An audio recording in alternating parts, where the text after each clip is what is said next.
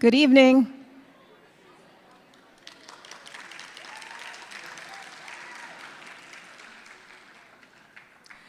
Hi, everyone.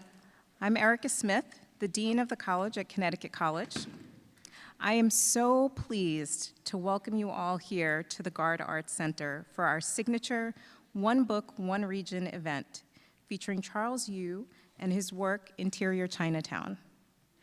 I'm really looking forward to tonight's conversation. I'd like to begin our time together by acknowledging the land we are now occupying and the Native peoples who were the first inhabitants. Among them, we honor the Mashantucket Pequots, Eastern Pequots, Mohegans, and other tribal nations who are indigenous to New London, once known as Namanog. We appreciate the careful stewardship of the land over many generations. We acknowledge the pain and suffering endured during the period of settler colonialism, and we recognize with gratitude our continuing opportunity and responsibility as neighbors to forge new connection, partnership, and understanding. Thank you. In a moment, you will hear more about the One Book, One Region initiative and its importance to our community. And then President Bergeron will introduce tonight's featured guests. After the discussion, there will be an opportunity to ask questions. We could not have planned tonight's event without the support of our community partners. I'd like to thank Bank Square Books, Connecticut Humanities, Connecticut College's Office of the President, Eversource, the Frank Loomis Palmer Fund, Bank of America, NA Trustee, Waterford Walmart, my many colleagues here at the college, and of course, the libraries of Eastern Connecticut. You all have made this evening possible, and working with you all has been a true pleasure. I'd like to invite Christine Bradley, who is here representing One Book, One Region, to say a few words. Christine?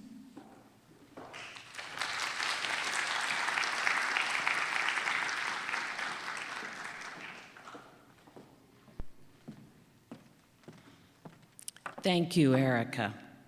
I'm the director of the Mystic and Noank Library, and I'm honored to be on this stage tonight. First, because I loved this book.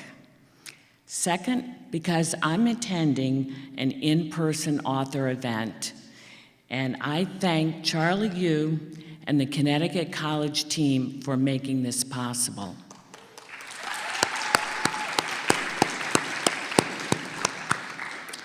But finally, tonight is the 19th birthday of One Book, One Region. In November 2001, Stephen Schlossberg published a column in The Day called, "What This Area Needs is One Good Read." He challenged the librarians and literacy advocates of southeastern Connecticut to do it and to get it done soon. Well, it took us until the spring of 2002, when we very nervously called up Pete Hamill and asked him if we could use his novel, Snow in August, for Eastern Connecticut's One Book. 18 wonderful reads written by the country's best authors have followed, including Khaled Hosseini's The Kite Runner, David Benioff's City of Thieves, Tracy Kidder's Mountains Beyond Mountains, Geraldine Brooks' Caleb's Crossing, Ray Bradbury's Fahrenheit 451, and last year's Crazy Brave by U.S. Poet Laureate Joy Harjo. This is the 6th year that Connecticut College has partnered with this initiative to bring community members and the college community together to discuss ideas, broaden appreciation of reading, and break down barriers among people. The titles and their authors change every year, but these goals remain the same: Thank you all for joining us this evening. Now, it is my honor to introduce the president of Connecticut College, Catherine Bergeron.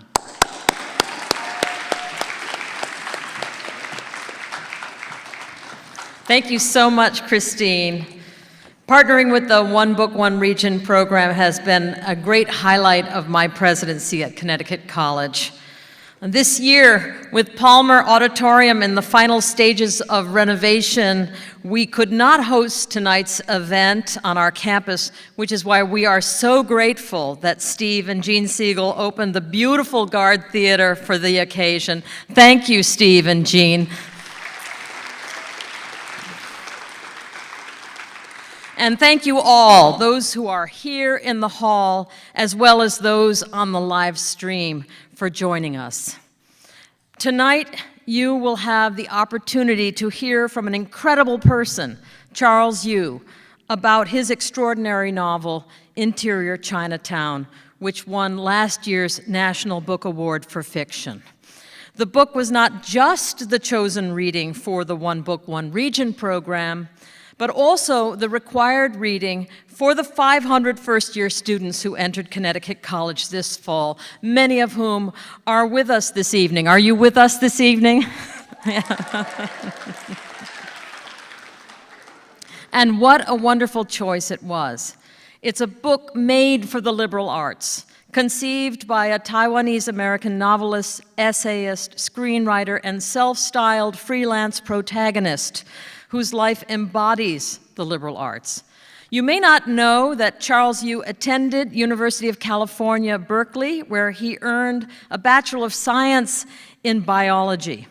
He went on to earn his Doctor of Jurisprudence at Columbia and worked for many years as chief counsel for a technology firm.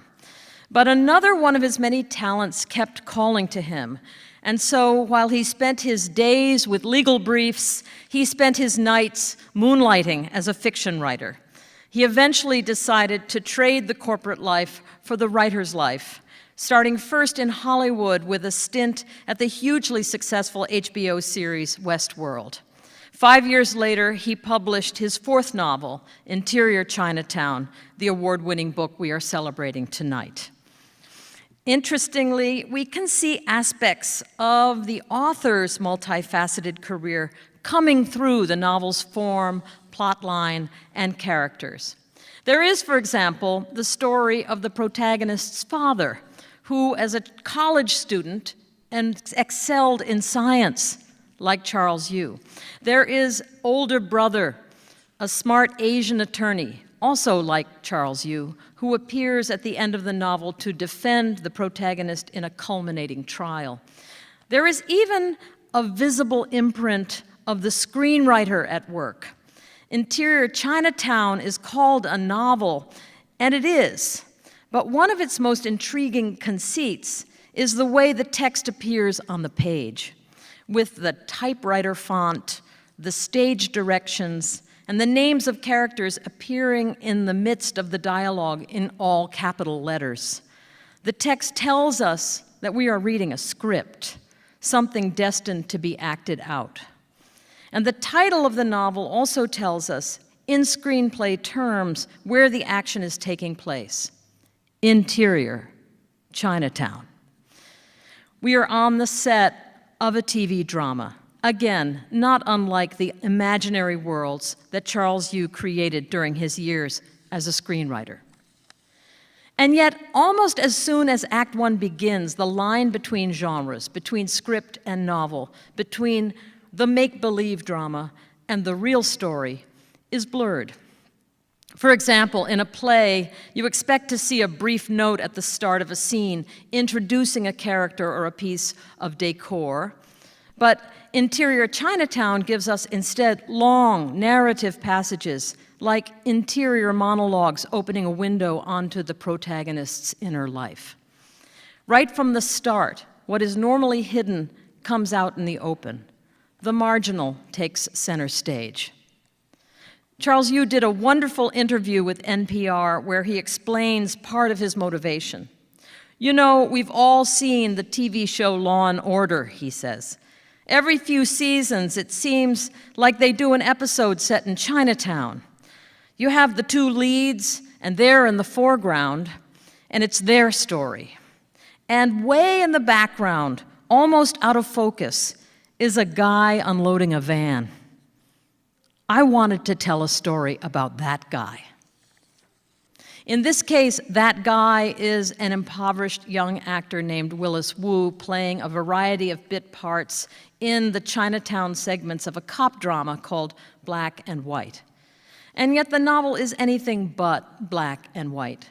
Charles Yu takes every opportunity to play with literary conventions in this brilliant book, making it purposely difficult for us to position ourselves in his work of fiction. If you were thrown off, as I was, by the many shifts of perspective, the layers of irony, even by the fact that the hero is addressed throughout in the second person, as you, that is the point. The author is having a lot of fun, to be sure, but the book is also dead serious about implicating you, meaning you, me, all of us, in the crime that the drama perpetuates but will never solve, the racism that has kept that guy in the background, the oppression that has rendered him invisible. That is why I am so excited to have Charles Yu with us tonight for this important conversation. And here to speak with him is our very own Professor Ayako Takamori. Professor Takamori joined Connecticut College in 2019 as an assistant professor in the Department of East Asian Languages and Cultures, where she has developed courses that bring the same kind of multifaceted and transnational lens to critical topics in Asian and Asian American studies. She earned her PhD in sociocultural anthropology from New York University and has spent 2 years as a postdoctoral fellow at the University of Tokyo. She's currently completing a book that examines Japanese-American migration across the Pacific within the context of shifting U.S.-Japan relations. I should mention that this summer, to kick off the One Book, One Region program, Professor Takamori delivered a brilliant lecture on Interior Chinatown, and so I am thrilled that she has agreed to lead this onstage conversation for us tonight. So won't you join me in thanking her while also giving our warmest and most enthusiastic One Book, One Region welcome to Charles Yu.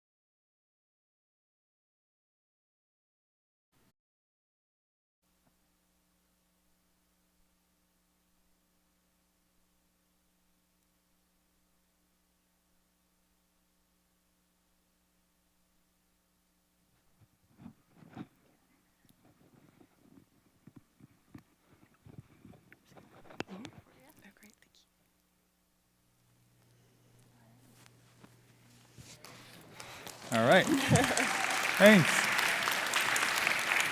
Hi, everyone. Hey, so it's so exciting to be able to talk about your book in person. We weren't sure that this would be able to happen when we first started this program. And it turns out that Interior Chinatown came out at just the right moment. It's as if you anticipated that this is a book we would need for 2020 and 2021. And I kind of want to say that it's as if your future self popped into a time machine to give us Willis Wu. You wrote this book in a pre-pandemic world, and I wonder if you can tell us a bit about how you came to writing this particular story in the time that you did. Sure. Yeah, thank you. I want to say a ton of thank yous, but I'll dive in. But I'm really honored to be here. Thanks, everyone, for coming. And I definitely didn't plan to write the book this way at this time. And now I have already forgotten your question. Would you mind repeating it? How you came to write this book in the moment yes, that okay.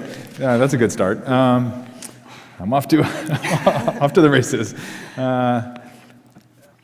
This book took a really long time to write. I started it in 2012-ish, and I had published my third book, which was a collection of short stories that had, not done that well.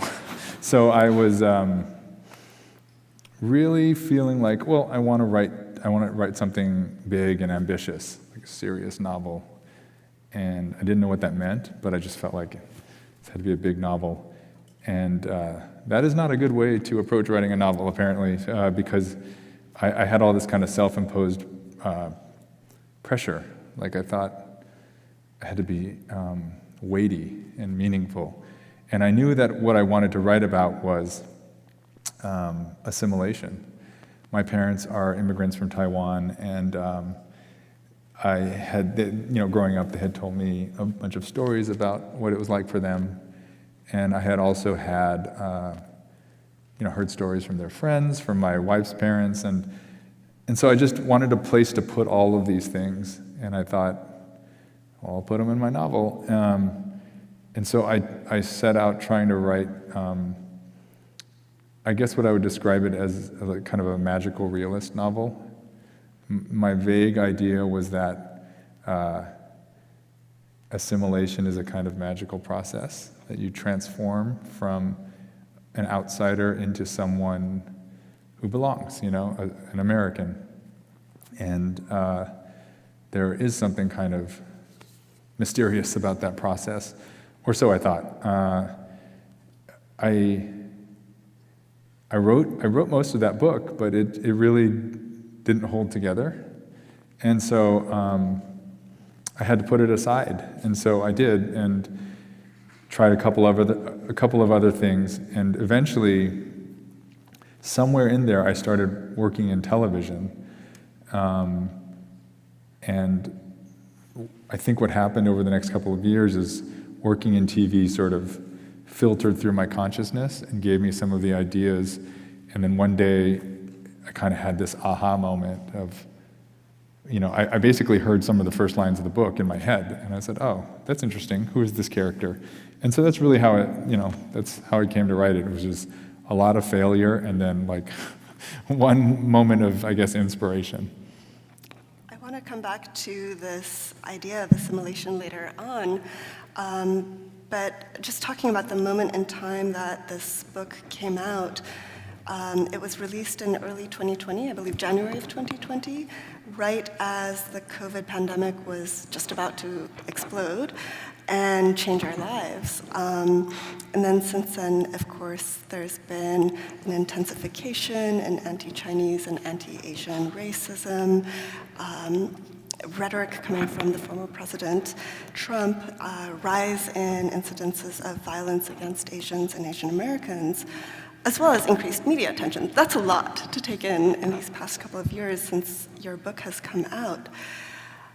And then, of course, there were the shootings in Atlanta earlier this year. What was it like to see all of this unfold immediately after you released the book out into the world? Yeah, kind of unreal.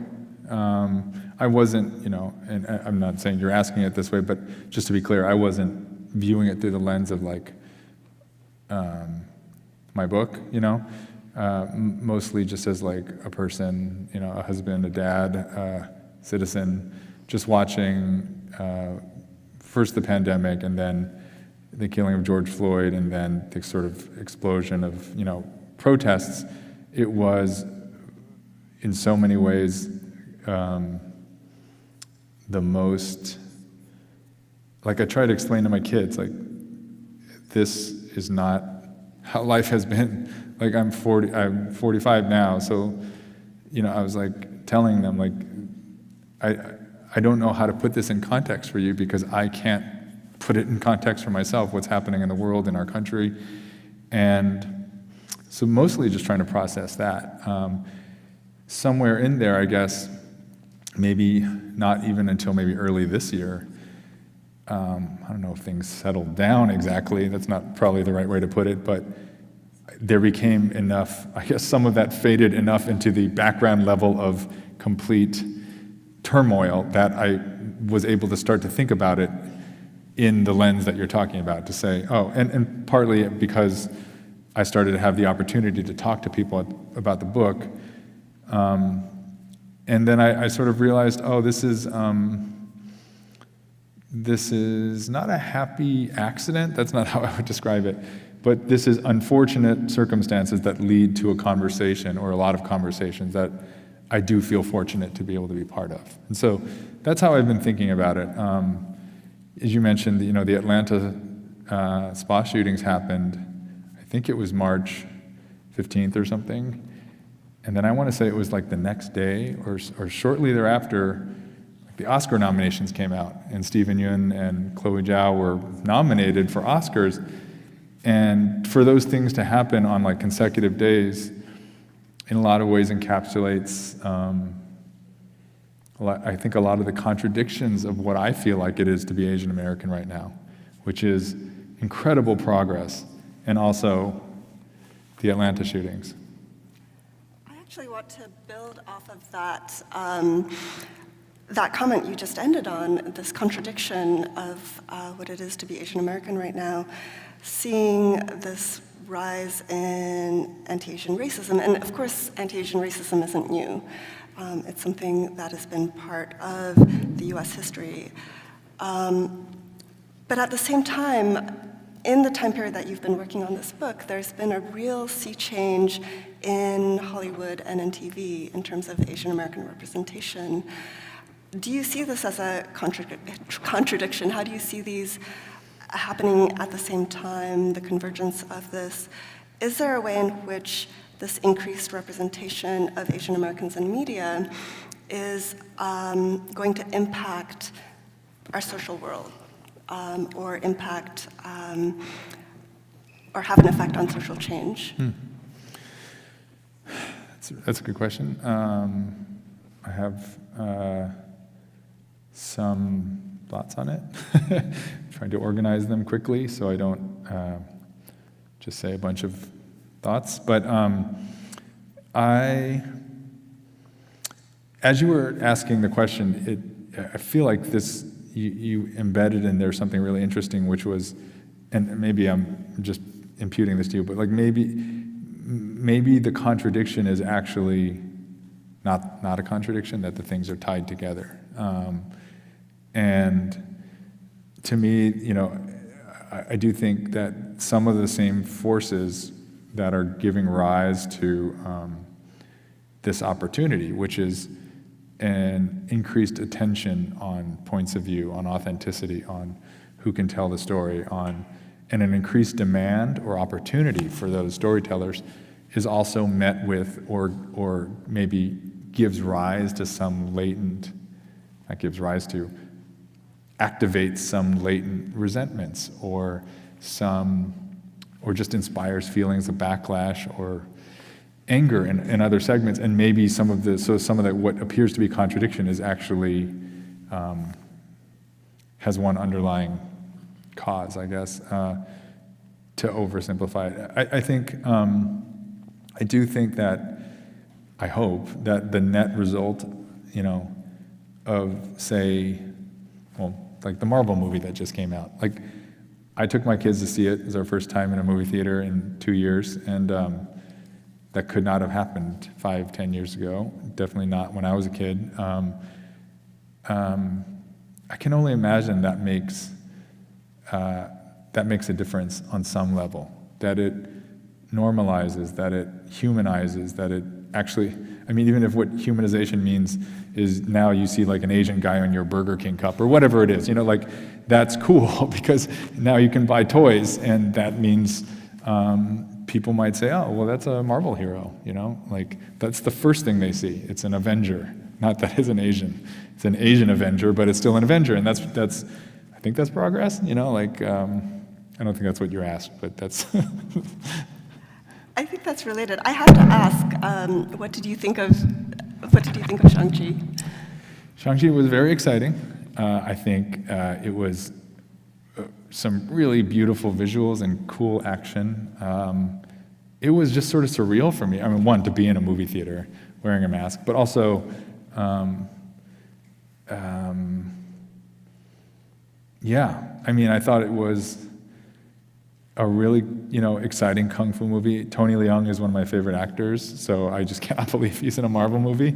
That's really cool. And yeah, the director, the cast, I just thought it was a really great experience. My kids really enjoyed it, and my daughter doesn't even really watch Marvel movies usually, so it was a neat experience.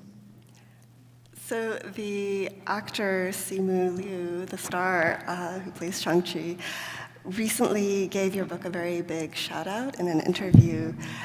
And here we have someone who had been a generic Asian man. He was in stock photos, I believe, right? And he eventually became the ultimate kung fu hero through this movie.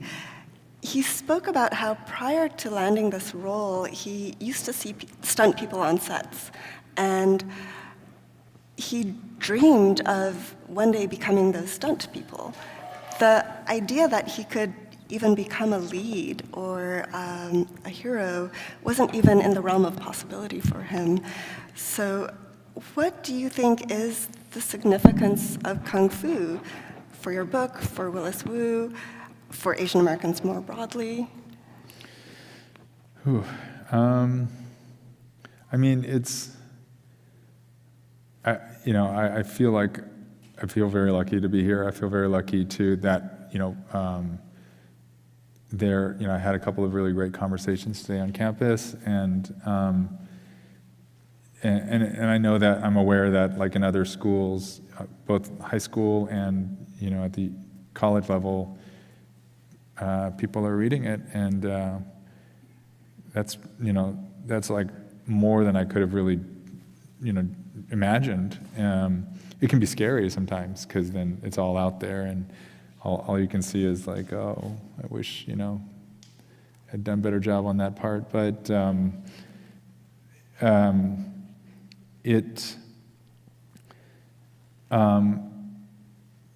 I just can't believe they're signing it. It's like, these are young minds. What are you doing? No, I think it's the difference now between like the syllabus and like the syllabus I read in 11th grade or 9th grade or whatever is incredible. Like the diversity of voices, the stylistic differences. I mean, I read classics, and there are classics for a reason, mostly, but it's just weird to think. I just really, really want one of my kids to have to read it in school. That has not happened yet, but I'm really hoping for that day. Have they read this? My son has read it, and he's the younger one, and he keeps guilting his sister into reading it, but she refuses to read it. So, no, she doesn't refuse to read it. She's busy. She has high school stuff. And my son gave it a thumbs up, So, great. What else is he going to say? Yeah, I mean, he was very sweet. I don't know, I think maybe children might be more, your own children might be more critical. That's a good of point. critics. I shouldn't discount his opinion, yeah. I wanted to go back to this idea of Kung Fu, martial arts, this figure of what it means to be a hero or a protagonist in your own story, and in how society sees you.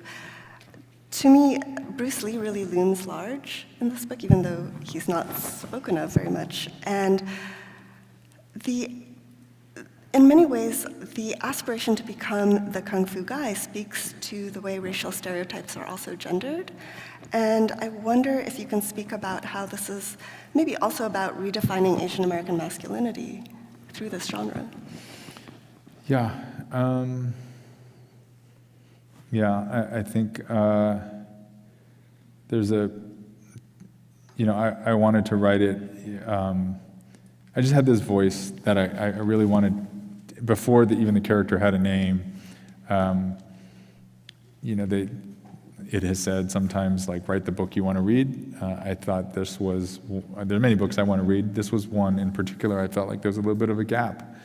I'm sure there are examples. There are probably many people in the audience who could point me to some good examples, but I just felt like this voice, someone of this generation, the kind of interior monologue of what someone like Willis's consciousness is.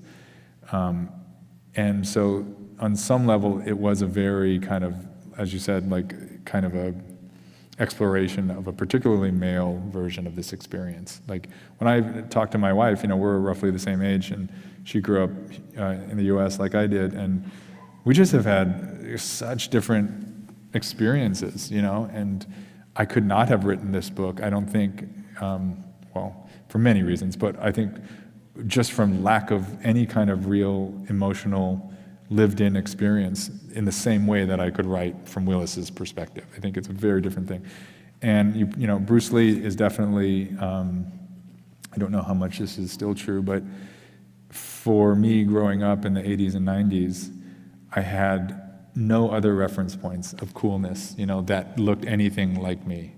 And, you know, so what that was telling me, you know, watching, I don't know, 6 to 10 hours of TV a day or whatever it was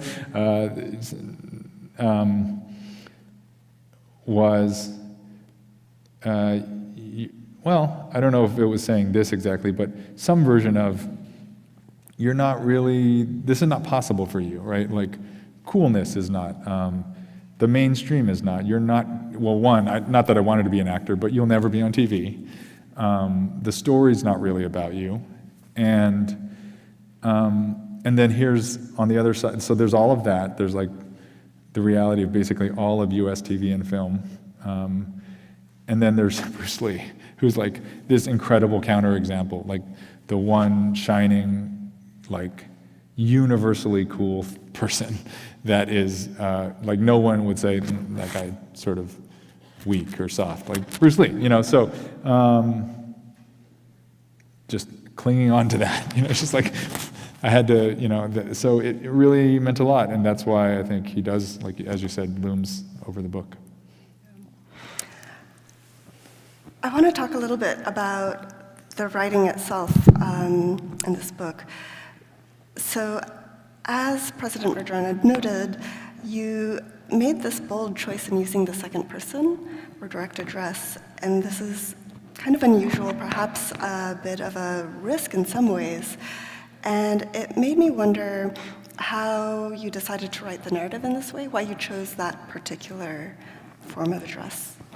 Yeah, and I don't know if there are writers in the audience. I imagine there are some, I hope. So this might sort of be interesting from a craft/process perspective, but I really tried to write this in every other mode first. My initial instinct was third person because somebody said to me a few years ago, like, I forget how it came up, but I was like, oh, I'm working on a new book, and they said, oh, is it going to be in first person again? And I just thought, oh, I see. Like, that's what is that my thing? Like, I only have one thing. So I almost wanted to challenge myself to write in third person. And then as I started to write this in third person, I remembered why I don't do that, because I'm not good at it. So I stopped doing that, and then I tried first person, and that also was not working. So then I would do this thing, which was like a very sophisticated form of procrastination, where I would just spend hours switching between first and third person with like find and replace, because I just knew neither of them were working. Third was too removed. First didn't give me enough, you know, distance from, did someone say that? Thank you for filling my thought. Distance from the character. And so, I mean, I guess that those are somewhat obvious statements, but so I thought, well, maybe my third is not close third enough. I'm just not doing it well enough. But that wasn't the case. It just wasn't.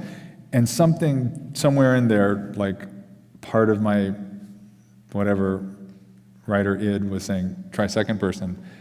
And I really was resistant to it because it was, it felt like a gimmick, or it felt like I'm already asking too much of the reader. You know, this is a script, it's written, it's in Courier font, you know, it just looks gross. And like, I did not want to layer another thing on top of that. But when I did it, it immediately worked. And I think I didn't quite understand why until a fair ways into it, that, I think President Bergeron kind of touched on some of it, but also it felt intuitively right because it gave this immediacy. It kind of, it does like implicate the reader, but also, I hope, humanize the character, because now you're thrust into it, you know. I think the second person at times is a little fluid in that sometimes it feels like a second person that is an imperative, like giving a stage direction almost, like here's what you are doing. And later in the book, I think it at times shifts into a more, you know, internal dialogue / monologue. So I don't know if I would ever write again, you know, in the second person, but it worked for this book. You know, when you said, you relayed that story about that question about writing in the first person again, it occurred to me that many authors of color in particular are often accused of writing these autobiographical novels or memoirs, and that the use of the first person has been overdone in some ways, but it tends to be leveraged only at very particular kinds of writers. Do you have thoughts on that, or is that something that resonates in your experience? That's interesting. I don't know that I have any particularly good thoughts on that. I have a thought, which is, yes, probably. You know, the fatigue of that kind of narrative probably set in after hundreds of years of, you know, people doing it, and then all of a sudden it's coming from diverse perspectives, and it's like, are we done with it? You know, like, so kind of like pulling up the ladder behind. But so as I promised, I don't have a good thought, sorry. I'll just stop talking. So, talking of the form of the writing as a screenplay, I noticed as I was reading, there were these wonderful passages that actually started to read more like poetry than a screenplay, and with the line breaks where they were, and there's something about the sparseness of a screenplay that seems to allow you to blend storytelling, dialogue, narrative, and poetry. Can you speak about your relationship to poetry? Sure. Yeah. Poetry was like, I guess, my first attempt at writing. I started writing poems in 4th grade. Our class took a trip to Yosemite. Our teacher took us, which was really cool, and I wrote some poems, I guess, when I was up there, and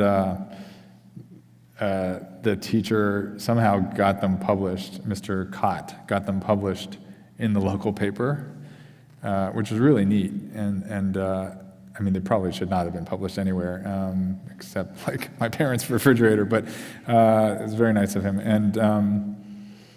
And then I wrote poems as an undergrad, as a creative writing minor. Also, those should not have been published. Some of them were published, but I think even then I sort of knew that I was not really a poet. You know, I think what I was doing at the time was something in between. You know, I was like writing very short narratives and just like hitting enter at points. And so, but yet, I think when I started writing fiction, I still did have this like desire to, you know, pay attention to the sounds of things, a kind of rhythm. Like sometimes as I'm, especially towards endings, I'm thinking less about what the words are saying and more about a kind of like, and I've never written music, but like, I want to say, how do I end this song? You know, like, so I think that's the level on which it's almost like this kind of intuitive sense of like, do these syllables, you know, kind of lead you somewhere emotionally? And maybe it is working on a couple levels. So that's really my relationship with poetry, you know, and it also helps like to fill up the pages when I'm feeling very blocked. I'm like, oh, if I just hit enter a bunch of times, I've already written one page. I can take a break now. So. That's advice my students should not follow, by the way, in their papers. So in writing a screenplay in which the characters are these generic, or defined by their generic Orientalist tropes, when I first started reading, I was worried that the conceit of the novel as a screenplay would undermine the very ideas that you were trying to work against. How did you find your way out of this pitfall? Yeah. I don't know if I mean, I think I also, was struggling with that. My editor and my book agent, who were the two kind of beta readers of it, you know, they were reading drafts, and this was one of the big things we talked about, which was how does this form, with its constraint, which is what you need, how do you break out of it? How do you subvert it? One of the things was, what's the internal logic here? You know, like, is this actually sticking to script form? And it's not, but I think that's one thing that I had to start to, I guess, loosen up about. And so I guess that's a sort of roundabout way of saying, I had to really subvert the form and almost forget that it was gonna be sticking to this logic and try to be somewhat more fluid with it. And that ends up working, I think, because it is that slipperiness. Like, I didn't do that on purpose, but once I realized it was working that way, then I just leaned into it. I actually really liked the way that you did slip in and out of the form, and I especially like the intertextual elements of the novel and the epigraphs. As an anthropologist, I especially appreciated your use of Irving Goffman's presentation of self in everyday life. How did his ideas inform your storytelling? Yeah. Oh, just to clarify, so Irving Goffman's basic argument is that all of us are basically all the time acting. We're always acting in roles, depending on who we're talking to. Yeah. I read that book when I first started writing fiction. About 20 years ago, I found it in a college bookstore, and I didn't know what it was. I liked the title. I sort of flipped through it, and then I just sat down and read most of it in the store, and then I bought it, and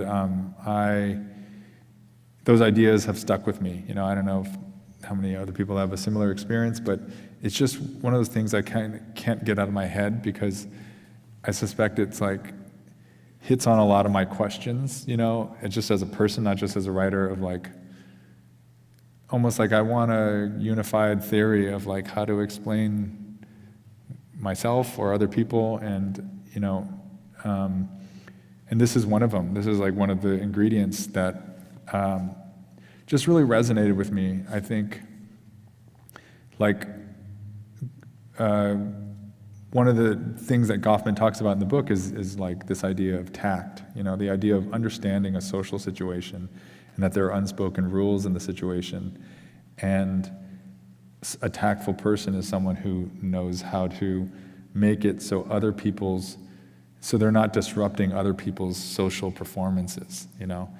And I just thought, when I read that, I thought, he's just explained, you know, like, so many things about, you know, for one, like my dad. My dad is a very tactful person, and it just made me see things in a totally different light. It made me think of him as someone who came to this country and paid really close attention and really learned the language and tried to get his accent as, to be as negligible as possible. And beyond just the linguistics of it, he did the same with culture and with, just trying to understand. And, was that a form of survival? Was it a form of, invisibility, of fitting in? Or are those all kind of facets of the same thing? Was that assimilation, I guess? And so that's kind of, I guess, a summary of where Goffman sort of, or where I interface with Goffman and what I took from that book. I want to build on this idea of assimilation, or come back to it, as I promised I would. And I was thinking, you're writing a lot about intergenerational relationships in a really interesting way. One of the things about the Asian American racial experience that scholars have noted is that it is characterized by a sense of loss and grief, often intergenerational trauma, and that these often involve unspoken memories that continue to haunt subsequent generations, even if these are stories that you may or may not have access to, or the stories that aren't told. And there's something beautiful that Interior Chinatown does, where it's asserting that one doesn't need to completely forget about that loss, right? And I think, especially in the figure of the father, there's this way in which that longing is embraced. And I wonder, what is the significance of these transnational histories that continue to impact subsequent generations? We see this in the book. Yeah, it's a great question. I'm probably not qualified to answer that, but I can try. It's not going to stop me from trying. Just coming at it from, I guess, an individual perspective, I think the sense of loss, it's weird that it took me this long to realize it, I guess, just as a person, as a son of immigrants. There's,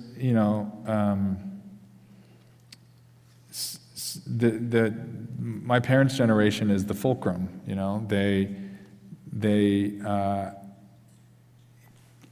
after them, there's a much bigger gap between them and me, between my children and me, right? It's like almost incommensurate, it's like an exponential difference in terms of how they grew up, what just everything. And so they came here for family, for their future, and they succeeded in so many ways, I think, to build a life here. And they were embraced here in some ways. In some ways they were not embraced here, but in many instances, they made friends and had careers here and neighbors and communities. And but at the same time, by doing that, they just cut themselves off from a society where now, my parents in particular came from Taiwan, right? Some people sort of go back and forth more often. My parents do that less and less as they get older. But really, what I think happened is they came here, try to make a new home. Old home moved on. So they don't identify with that country in the way, they identify with that country at the time they left in the 60s. That country is not the same country at all. And yet this country, as much as it is home, isn't quite fully home either. Especially I think given the events of the last few years, increasingly that gets more complicated, that question of like, do we belong here? Do people really accept us? So that generation really had, at least speaking from personal experience, has kind of two homes but no home, I guess. Yeah, for me, that image of the father singing karaoke, I think is going to stick with me permanently. So I was thinking about how in your book, Chinatown itself is a character, and there's a way in which it's a setting, but I think you've spoken before about how Chinatown is also something that's internalized, and I wonder if you can elaborate on that a little.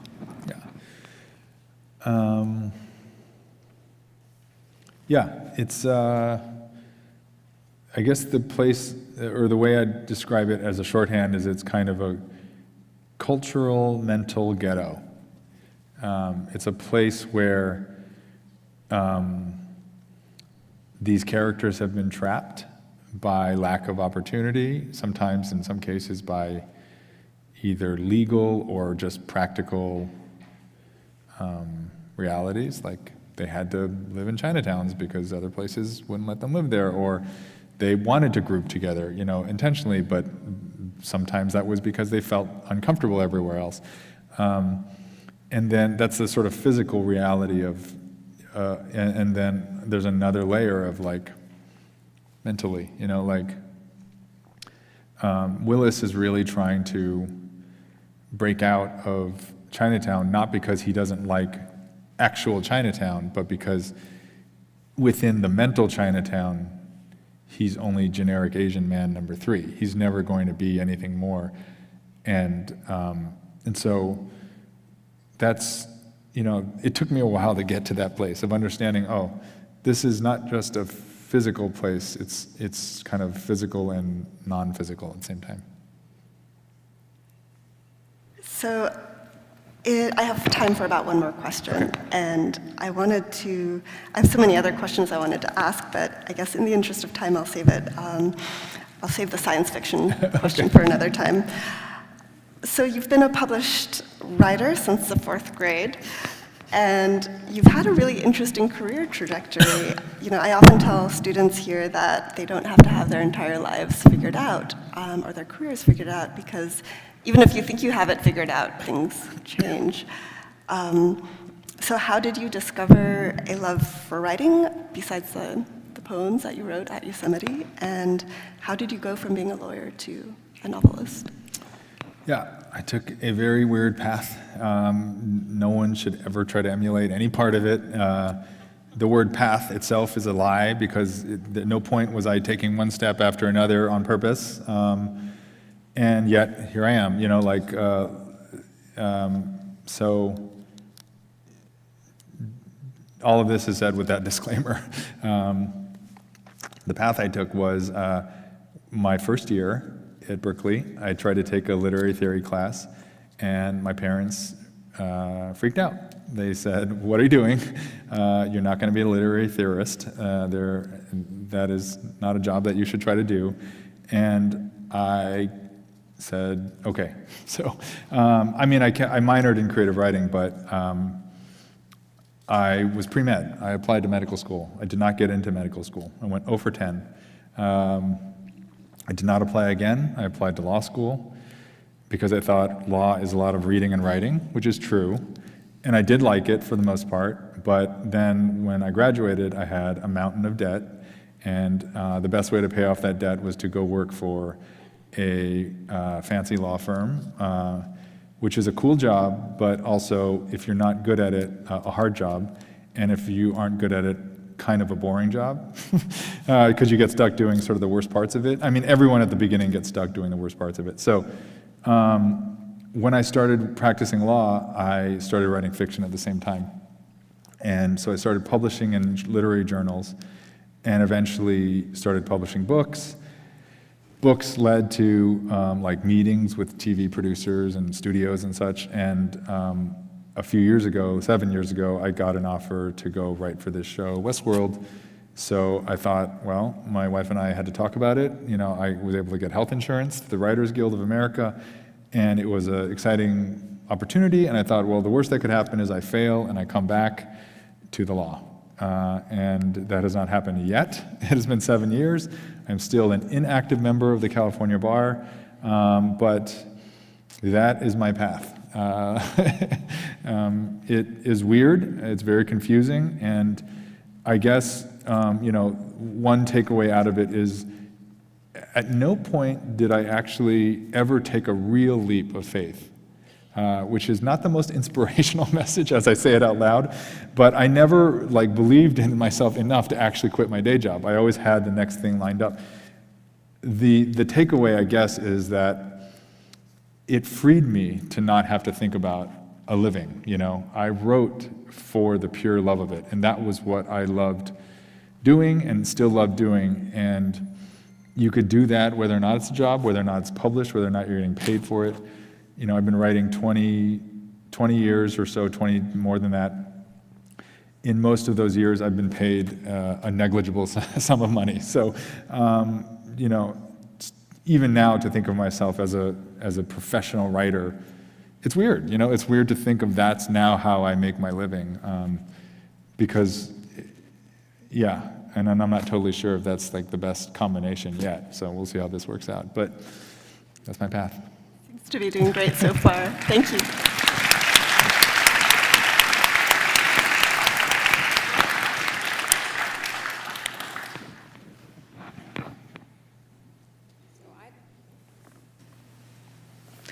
So I'd like to invite another round of applause. That was a really, really wonderful, wonderful conversation. Thank you.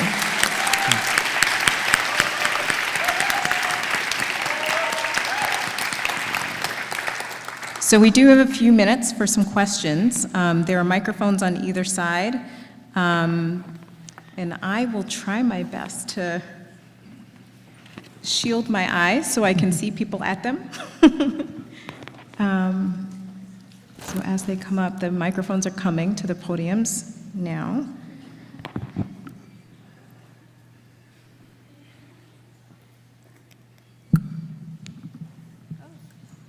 For the first question. Okay, so here on my left, there is a question.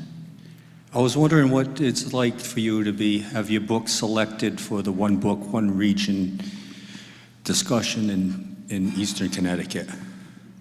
Yeah, it was a surprise, and it's an honor. It's really exciting because I knew it meant I would get to come here. This is my first in-person event. I've done a lot of virtual events, so this is the kind of carrot at the end of the stick. When I think about, is this really worth it? Writing, because actually getting to be in conversation. With all of you, it's a lot of fun, and I love the idea of this kind of program. I feel like I never had this. I don't know. This year 19. Yeah, I don't know. I never did anything like this. So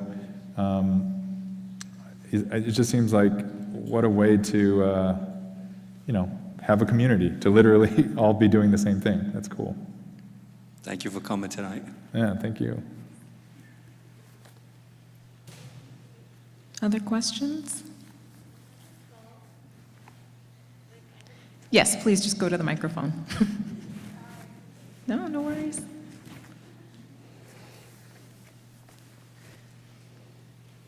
Hello. Hi. So have there been any major cultural shifts or personal events that happened and changed the progression of your writing, or since then has changed your understanding of the Asian American experience? Thanks for the question. Well, I don't know if it's a cultural shift. One thing that happened during the writing of this book was the 2016 election. It actually galvanized me in a way, because I think it sort of was a shock to me. I think I was a little bit naive and kind of just imagining that this sort of trajectory that my sort of parents had been on as immigrants, and that I had been on as their kid, was, I don't know, long, but it bent towards, acceptance, I guess.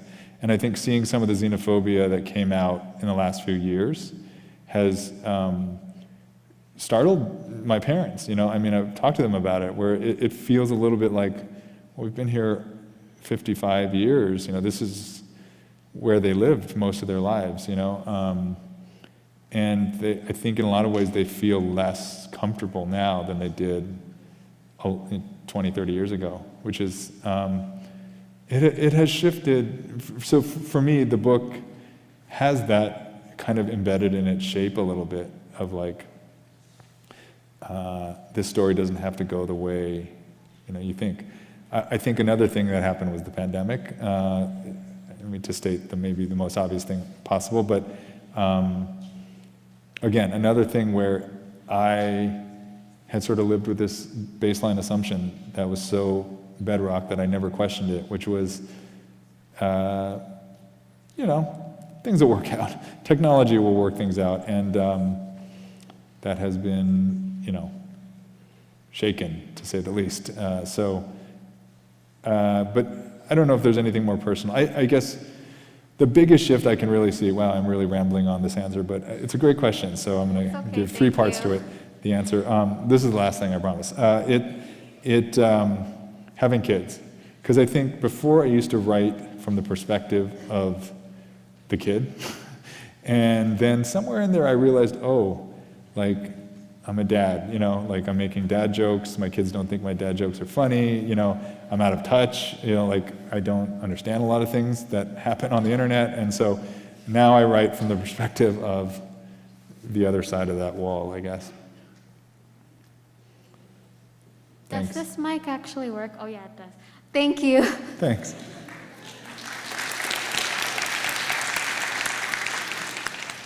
So back here on the left. Hi, I was wondering how you think your background in fiction and screenwriting influenced your writing style and the arguments you make in your book. Thanks. Yeah, it was a little bit of a fusion of those two, you know, what do you call them, disciplines, you know. I definitely, you know, as I was talking about with Professor, it's, I'm like I like to work on the level of the sentence, you know, I'm not like a great plot writer, you know, sadly, but individual sort of sentences are the unit that I'm most comfortable with, and that doesn't translate particularly well to screenwriting, actually.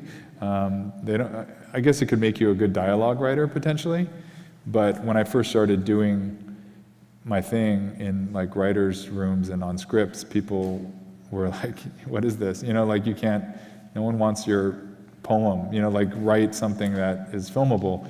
And not to make it sound like it's so sort of this, but I had to learn a bit about like, well, I have to think in visual images, right? I have to think in the terms of a scene or a beat or just a picture, you know, a frame. That actually has, like, I think, been a little good sort of cross-pollination between the two. So I like to think that this book was me being able to do all the things in screenwriting that you're not really supposed to do, and get it out of my system. That makes sense. Thank you. Thanks. Okay, so we'll come back over here to my right. So while I was reading the book, I kind of like, especially like when I first started, I would have a hard time following sometimes because the lines are kind of blurred between like what's a part of the show, black and white, and then what's like actually happening in the story. And so did you kind of blur those lines on purpose, or did it just kind of happen? And like, if you did it on purpose, like why did you decide to kind of do that? Yeah, not totally on purpose. I think sometimes, I'm not going to like pretend that this was a smart thing, but you know, writing is not a controlled act on some level. If it's too controlled, then you sort of know exactly where you're going with it, and you don't get to discover things. So that was one of the, I guess, happy accidents of the writing of the book, as we were discussing, that I thought I had rules, and very quickly I was breaking a lot of those rules, and then people pointed that out, my editor and agent pointed it out, And then we had a lot of discussions, some of which were very frustrating for me, because I think what I was trying to have was my cake and eat it too. You know, I was trying to say, well, you know, there's rules, but you know, what is a rule? So like, I didn't want to stick to them, but it wasn't until like deep into the book that I started to realize, oh, that is actually what Willis is doing. You know, Willis is slipping in between, in and out of character. He is breaking the rules of this world. So rather than try to like make it actually all work, we all sort of, the three of us that were reading the book and I was writing it, all had to embrace the idea that it was not going to follow its own rules and be okay with that. Thank you. Thanks. So we have, I think, one more on each side, so we'll start on this side. All right, I just want to say this is kind of a loaded question, which is why I wrote it down. So in your book, you mentioned that Black Americans have a definitive place in film and television, but for so long, and even today, it can be argued that those depictions are wildly inaccurate or even offensive, similar to Asian Americans' treatment in American pop culture. So do you think it would be better to recognize and build solidarity with that? Or do you think it's better to just say, hey, these exist, but at least you guys have this? Or do you think that solidarity is probably a better goal? Well, I certainly, thank you for the question. I don't know that I would, you know, I think it's a fair criticism to say there might not be enough in the book to acknowledge, you know, common ground or solidarity. I think there is a somewhat intentional choice in the writing of the book that I made to push all of that to the side, you know, to say we're going to acknowledge this, but say this is not the book for that. I'm not the writer to tell that story, and to look at it from the perspective of this particular perspective, which is Willis's.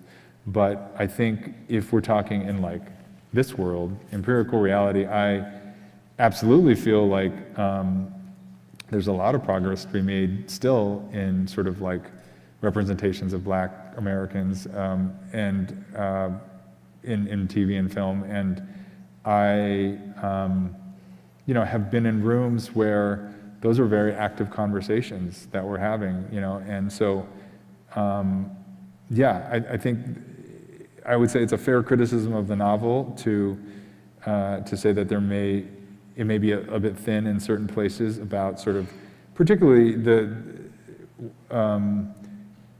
places where it might have been fruitful to examine, you know, relationships between Asian Americans and Black Americans, but I wrote around those things because I was trying to finish my book. All right, thanks. Thanks. So we actually have a few questions on this side, so step right up to the mic. Hi. You brought up a lot about like the younger generation, and you talk a lot about being a dad. So I was just kind of wondering what the target takeaway that you had, like the specific message you had for the younger audience that you have is. Ooh, that's a good question.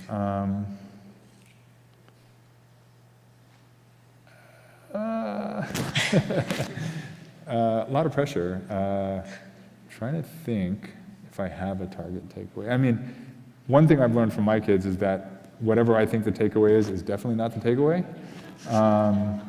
So I probably shouldn't even step into it, but I'll try. I think, and I said this afternoon, I think that one thing that I am consistently like surprised by is how little my kids think the way I do. So honestly, I probably don't have any kind of privileged access to an interpretation of this book, a read of this book that, you know, you all have, especially, you know, as students, because I think your worldview, and I think it's so different from my generation. I mean, it's weird to say that, but I really think it is. I hope if there's a takeaway, and I don't know if this is a message or anything, but it's that you can tell a story you know, that you think is really weird in a really weird way, in a very terrible font, and people might actually read it. And you can get away with using 12-point Courier, you know, and like, there's no professor to stop you. Okay, thank you. Thanks.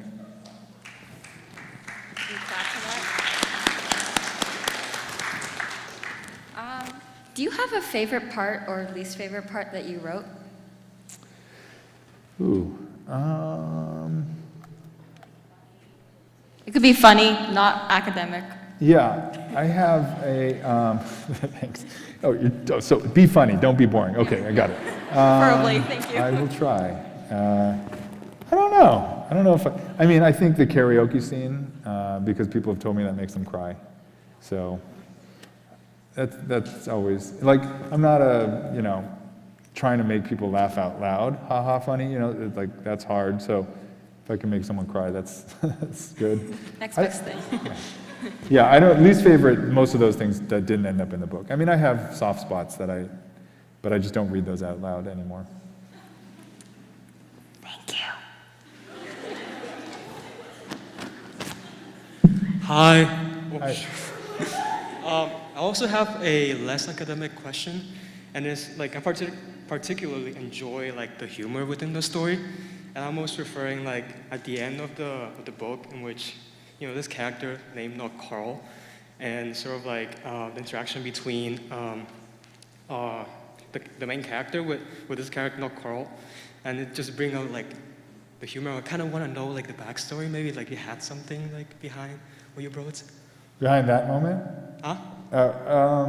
The not Carl moment? Yeah, not Carl moment. I found that really funny. I just wanted Thanks. to know, like. I like that one too. behind It was just a little kind of goof, you know what I mean? As I was writing, it was one of those things that just came out of like, oh, we're not planning this.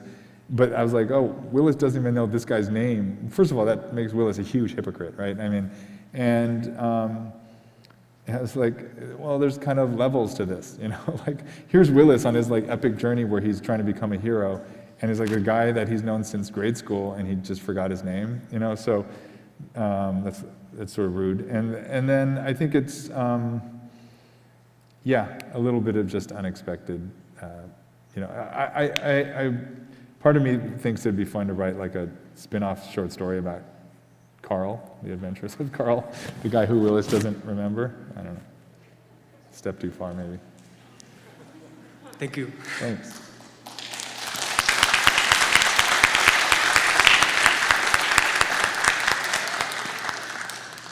So I just want to say thank you. Thank you, everyone, for the excellent questions, for being here in the space. You know, it's just been such a joy to be in this space together, to share this experience together. So whether you're seated in the audience or listening via our live stream, thank you. I'd like to give a special thanks to our gracious hosts, the Gard Arts Center, as well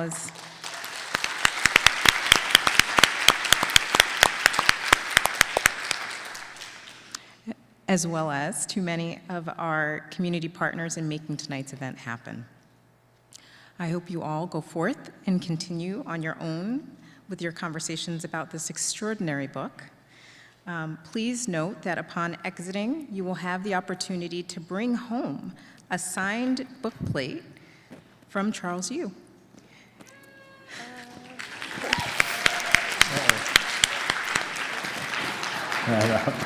We'll see. So please join me in just one final round of applause for Charles Yu and Professor Ayako Takamori.